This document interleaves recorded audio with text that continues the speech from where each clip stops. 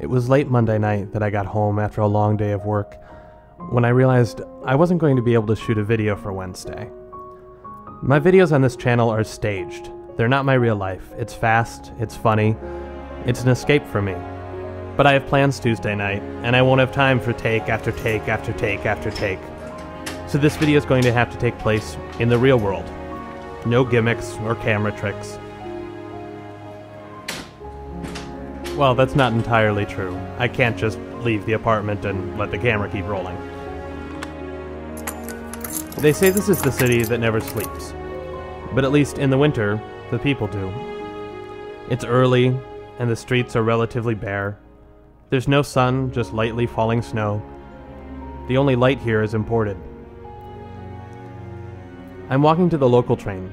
The express is faster, but you run the risk of crowds, and at this hour of the morning, the city is empty. It's mine to explore. This is Fulton Street. It's downtown Manhattan. I love this street, and I always take a moment to look up at the new Trade Center building. I didn't live here when the previous ones went down, but I love this building. I can see it outside my window at night.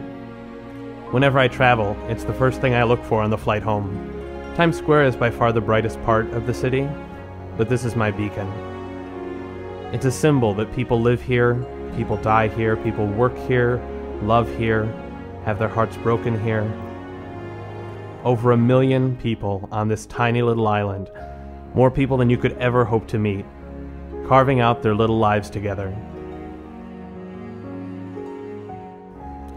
We're nearing the subway station, but I want to stop at City Hall Park. It's dead and empty right now, and there's a beautiful fountain.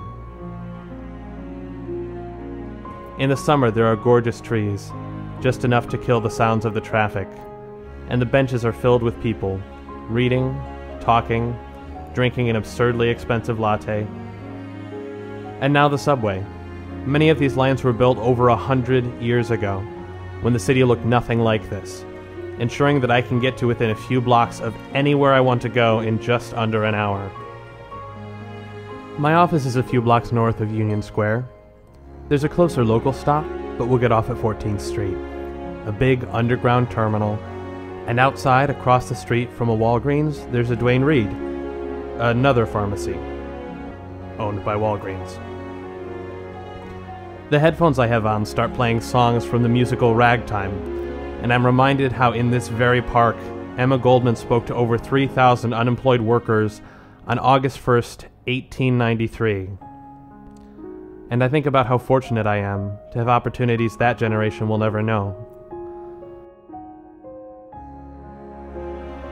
And I went to work, and the sun got brighter by small degrees. And that night I went to see a screening of Please Subscribe, a documentary about people like us, people who love YouTube and live part of their lives there. And I think about how fortunate I am to be a part of two communities. One that you are all kind enough to share with me, and another that I see outside my window before bed every night.